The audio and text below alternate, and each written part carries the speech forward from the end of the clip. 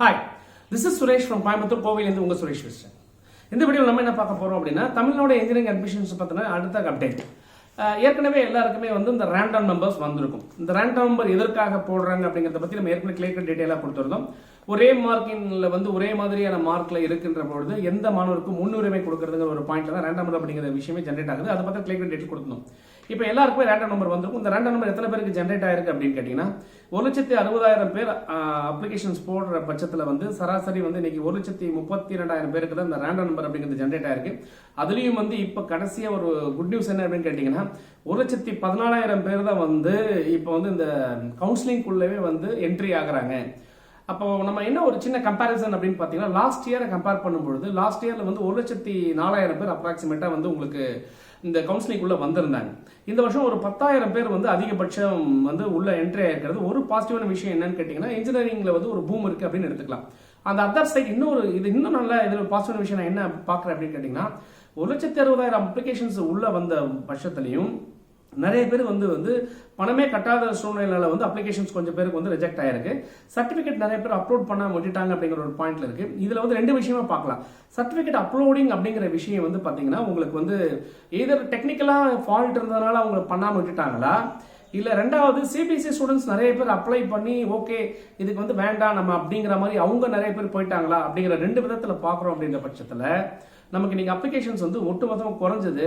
தமிழ்நாட்டில் இருக்கக்கூடிய ஸ்டேட் போர்டில் படிச்சு அப்ளிகேஷன்ஸ் அப்ளை பண்ணி எனக்கு நல்ல காலேஜ் கிடைக்குமா அப்படின்னு வெயிட் பண்ணிட்டு இருக்க எல்லா ஸ்டூடெண்ட்டுக்கும் இது கண்டிப்பாக ஒரு குட் நியூஸாக தான் வரும். ஏன்னா லீஸ்ட் நம்பர் ஆஃப் அப்ளிகேஷன்ஸ் தான் வந்திருக்கு. பட் நமக்கு நிறைய சீட்ஸ் இருக்கிறதுனால ஆவரேஜ் இந்த வருஷம் நம்பர் ஆஃப் ஸ்டூடெண்ட்ஸ் அந்த கட் ஆஃப் லெவல் அப்படின்னு பார்க்கும்போது சராசரியாக 150க்கு கீழே இருக்கக்கூடிய அந்த ஸ்டூடெண்ட்ஸ் தான் நிறைய இருக்கிறதுனால டாப் லெவலில் இருக்கக்கூடிய ஸ்டூடெண்ட்ஸ்க்கு பார்த்தீங்கன்னா கண்டிப்பாக நல்ல காலேஜ் கிடைக்கிறதுக்கான வாய்ப்புகள் இருக்கு.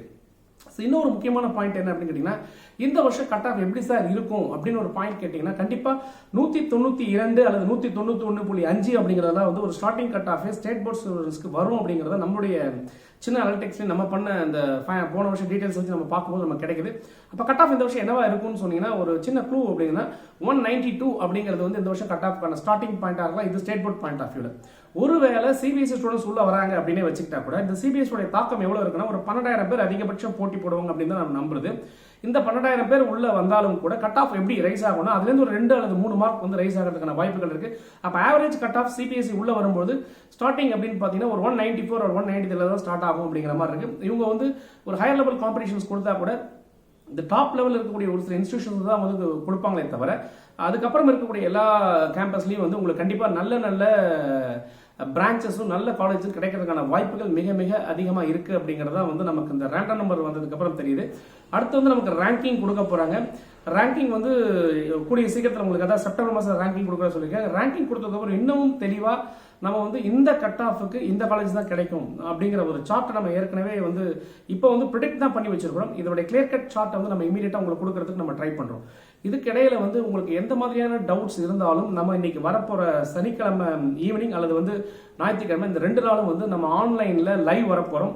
இந்த லைவ்ல நம்ம கூட மிகப்பெரிய எக்ஸ்பர்ட்ஸ் பேசுறதுக்கு ரெடியா இருக்காங்க. இந்த எக்ஸ்பர்ட்ஸ் இண்டஸ்ட்ரியிலேருந்து வர்றாங்க, கவர்மெண்ட் இன்ஸ்டிடியூஷன்லேருந்து வராங்க, ஏன் தமிழ்நாடு இன்ஜினியரிங் அட்மிஷன்ஸ் நடத்தக்கூடிய செக்ரட்டரி லெவல்ல இருந்து கூட வர்றாங்க அப்படிங்கிற ஒரு முக்கியமான இன்ஃபர்மேஷன் நம்ம இதில் ஷேர் பண்றோம்.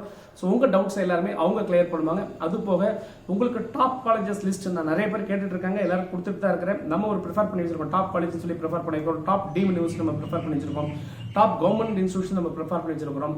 ஸோ இந்த மாதிரியான லிஸ்ட் எல்லாம் நீங்க நிறைய பேர் கேட்கறவங்களுக்கு நம்ம கொடுத்துட்டு தான் இருக்கிறோம். அந்த மாதிரி லிஸ்ட் ஏதாவது வேணும் அப்படின்னு நீங்க நினைச்சீங்கன்னா நம்ம சேனல் பிடிச்சிருந்தா சப்ஸ்கிரைப் பண்ணி ஷேர் பண்ணிட்டு இருங்க. நீங்க தொடர்ந்து உங்களுக்கு எல்லா இன்புட்ஸும் நம்ம கொடுத்துட்டு இருக்கோம். கண்டிப்பா நீங்க ஒரு நல்ல காலேஜ்ல நல்ல பிரான்ச்சை எடுக்கிறதுக்கான மிக மிக மிக ஒரு துல்லியமான அல்லது 90% உங்களுக்கு ஒத்து போகக்கூடிய அல்லது பப்ளிக்காக ஏற்றக்கூடிய சார்ட்டை நம்ம கண்டிப்பா கொடுப்போங்கிற ஒரு நம்பிக்கையோட தொடர்ந்து பேசுவோம். இணைந்திருங்கள். அடுத்த வீடியோவில் நம்ம என்ன பார்க்க போறோம் அப்படின்னா நிறைய பேர் கேட்டதுக்கான கேள்விகள். இப்போ நான் கம்ப்யூட்டர் சயின்ஸ் பிரான்ச் தான் படிக்கணுமா சார், ஈஸி பிரான்ச் படிக்கணுமா சார், எனக்கு மிகப்பெரிய கன்ஃபியூஷனா இருக்கு சார். நான் டீம்டு யூனிவர்சிட்டியில் எனக்கு சீட் கிடைச்சிருச்சு, நான் 5 லட்சம் கட்ட சொல்றாங்க, அதுக்கு முன்னாடி கவுன்சிலிங் வருது, அந்த காலேஜுக்கு போறதா இந்த காலேஜுக்கு போகிறதா, ஸோ டீம் யூனிவர்சிட்டி நான் ஃபர்ஸ்ட்ல வைக்கிறதா இல்லை அண்ணா யூனிவர்சிட்டி நான் ஃபர்ஸ்ட்ல வைக்கிறதா, அதில் நான் கம்ப்யூட்டர் சயின்ஸை ஃபர்ஸ்ட் வைக்கிறதா இல்லை கம்ப்யூட்டர் சயின்ஸ் கிடைக்கல வேற பிரான்ச் போறதா, இது மாதிரி நிறைய குழப்பங்கள் நிறைய பேர் இருக்காங்க. இதுக்கான தெளிவான ஒரு விஷயங்களை தான் அடுத்த வீடியோவில் நம்ம பார்க்க போறோம். தொடர்ந்து பேசுவோம். இணைந்திருங்கள். உங்களுடன் சுரேஷ், இணையத்திலும் இதயத்திலும். நன்றி.